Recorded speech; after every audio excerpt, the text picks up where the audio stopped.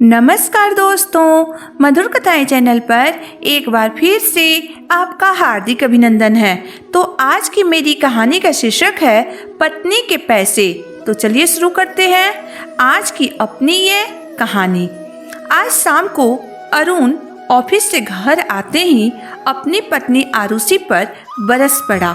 ये क्या पूरे घर में कपड़े फैला कर रखी हो तुम? कितनी बार मैंने तुम्हें कहा है कि जब भी मैं घर आऊं तो मुझे पूरा घर साफ सुथरा दिखना चाहिए। उसकी पत्नी आरुषि जल्दी जल्दी सारे कपड़ों को समेटकर अपने पति के लिए तुरंत चाय बनाकर ले आई। अरुण का गुस्सा फिर भी शांत नहीं हुआ। वह चाय पीते हुए उसे ताना मारने के अंदाज में बोला, ये सब करके तुम मुझे क्या बताना चाह रही हो कि मैं अपनी कमाई से घर का खर्चा नहीं चला सकता हूँ? तुम्हारी 2 टके की कमाई से ही घर चलता है। अरे तुम कमाती ही कितना हो जिस पे तुम्हें इतना घमंड है? पूरे दिन में 50-60 रुपये कमा के तुम मुझे नीचा दिखाना चाहती हो। अपने पति अरुण की बात सुनकर आरुषि बोली, आप भी ना पता नहीं क्या क्या सोचते रहते हैं। अरे मैं तो ये केवल अपने टाइम पास के लिए करती हूँ, क्योंकि घर पर पूरे दिन अकेले बैठे बैठे मैं बोर हो जाती हूँ, इसलिए इससे ज़्यादा और कुछ नहीं। आरुषि ने अरुण को प्यार से समझाते हुए कहा, लेकिन अरुण का गुस्सा अभी भी शांत नहीं हुआ था। वह आरुषि को आंख दिखाते हुए बोला, एक बात हमेशा याद रखना, गृहस्थी की गाड़ी हमेशा मर्दों के मजबूत कंधों के बल पर चलती है। घर की खर्चे उठाना तुम औरतों के बस की बात नहीं है। औरतों को केवल चूल्हा चौका का काम ही शोभा देता है। पैसे कमाना और घर के खर्चे उठाना मर्दों का काम होता है, समझी तुम? ये कहकर वह फिर से बाहर चला गया। अरुण एक छोटी सी कंपनी में काम करता था। उसकी सैलरी से घर का खर्च बहुत मुश्किल से चलता था, इसलिए आरुषि ने अपने घर के नज़दीक ही बच्चों के कपड़े बनाने वाले एक कंपनी में काम करना शुरू कर दिया था। वहाँ से कुछ कपड़े लाकर वह घर पर ही बच्चों के कपड़े सिलती थी। इस तरह वह हर महीने में 4 से 5 हज़ार रुपये कमा लेती थी। इन रुपयों से वह घर के कुछ ज़रूरी खर्चे निपटाकर कुछ पैसे अपने पास बचा भी लेती थी। ये बात अरुण भी अच्छी तरह से जानता था कि उसकी कमाई से घर का खर्च पूरा नहीं होता है, लेकिन अपने पुरुष प्रधान सोच के कारण उसने कभी भी अपनी पत्नी के योगदान को स्वीकार नहीं किया। ऐसे ही समय बीत रहा था। आरुषि छोटे मोटे काम करके कुछ कुछ पैसे बचाती रही। अरुण और आरुषि की एक बेटी भी थी जिसका नाम साक्षी था। साक्षी पढ़ने में बहुत तेज थी, हमेशा अपने कक्षा में प्रथम आती थी और बहुत अच्छे अंकों से पास करती थी। इसलिए आरुषि साक्षी के पढ़ाई के खर्चे में कोई कमी नहीं रहने देना चाहती थी। साक्षी की पढ़ाई पूरी होते ही अरुण और आरुषि ने एक बहुत अच्छे घर में उसका रिश्ता तय कर दिया। लड़का सरकारी नौकरी करता था तथा बहुत ही सौम्य और सुशील था। 2 महीने बाद शादी की तारीख निकाली गई। अरुण और आरुषि दोनों पति पत्नी अपनी बेटी की शादी की तैयारियों में जुट गए।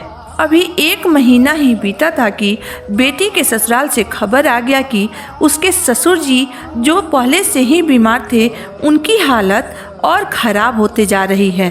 इसलिए वह अपने बेटे की शादी जल्द से जल्द करना चाहते हैं। यह खबर सुनकर अरुण के हाथ पांव फूलने लगे। वह सोचने लगा कि इतनी जल्दी वह इतना सब कुछ कैसे तैयार कर पाएगा। बैंक से लोन लेने में भी बहुत समय लग जाएगा। माना कि उन लोगों ने कहा है कि वह सिर्फ 40 से 50 बारातियों को लेकर आएंगे। अगर मैं उतने लोगों का खाने पीने का व्यवस्था जैसे तैसे कर भी लूँ तो भी तो शादी ब्याह में और भी बहुत सारे खर्चे लगते हैं, जैसे बेटी के कपड़े, बेटी के गहने, उसके ससुराल वालों के लिए कपड़े और भी बहुत कुछ। मैं अपनी बेटी को खाली हाथ तो ससुराल भेज नहीं सकता। गहने खरीदने में भी तो बहुत पैसे लगेंगे, क्योंकि अभी सोने का दाम आसमान छू रहा है। सोना खरीदना सबके बस की बात नहीं है। माना कि लड़के वालों ने हमसे कुछ नहीं मांगा है, फिर भी मेरी एक ही बेटी है, कुछ तो जेवर देने ही होंगे, वरना समाज में हमारी क्या इज्जत रह जाएगी। ऊपर से बेटी को भी ससुराल में ताने सुनने पड़ेंगे कि माँ बाप ने कुछ नहीं दिया, खाली हाथ विदा कर दिया। अभी वह अपनी सोच के सागर में डूबा ही था कि तभी उसकी पत्नी आरुषि उसके पास आई और बोली, किस चिंता में डूबे हैं आप? चलिए बेटी के शादी की तैयारी करते हैं। अरुण ने अपने मन की बात आरुषि को बताई। आरुषि ने अपने पति के पास बैठते हुए कहा, आप गहनों की चिंता बिल्कुल मत कीजिए, मैं अपनी बेटी के लिए गहने पहले से ही बनवा कर रखी हूँ। अरुण पत्नी की बात सुनकर हैरान होते हुए पूछा, इतने सारे गहने तुमने कहाँ से बनवा लिए? तुम्हारे पास इतने पैसे कहाँ से आए? तब आरुषि ने मुस्कुराते हुए कहा, माना कि मैं औरत हूँ, गृहस्थी की गाड़ी नहीं खींच सकती हूँ, परंतु हम औरतें इतनी कमज़ोर भी नहीं होते हैं कि छोटी छोटी बातों पर घबरा जाए। अपने परिवार को विकट परिस्थितियों से बाहर निकालने की क्षमता और धैर्यता हम औरतों के पास ही होती है। ये सारे गहने मैंने अपनी उसी छोटी सी कमाई से बनवाई है जो इतने सालों से कमाती आई हूँ, अपनी रोज की 50-60 रुपए की कमाई से। और हाँ, साक्षी के गहने के साथ साथ ही मैंने उसके सास ससुर के लिए भी अंगूठी और कान का टॉप्स बनवा ली हूँ। इसके अलावा भी कुछ पैसे मेरे बैंक अकाउंट में पड़े हैं। मुझे उम्मीद है कि उससे कपड़े और खाने का खर्चा आराम से निकल जाएगा। आरुषि ने अपने पति की ओर देखते हुए शांत भाव से कहा, लेकिन उसके आवाज में आत्मविश्वास कूट कूट कर भरा हुआ था। अपनी पत्नी की बात सुनकर अरुण कुछ बोल नहीं पाया। उसे अंदर ही अंदर अपनी सोच पर काफी गलीनता महसूस हो रही थी। वह मन ही मन सोच रहा था कि अपने पुरुष प्रधान सोच के कारण वह जिस पत्नी के सहयोग को देखकर भी अनदेखा करता रहा, आज उसी पत्नी की कमाई और बचत ने उसे इतनी बड़ी मुश्किल घड़ी से बाहर निकाल दिया और साबित कर दिखाया कि औरतें भी गृहस्थी की गाड़ी बखूबी अपने कंधों के बल खींच सकती हैं। तो दोस्तों, आज की मेरी कहानी यहीं तक थी।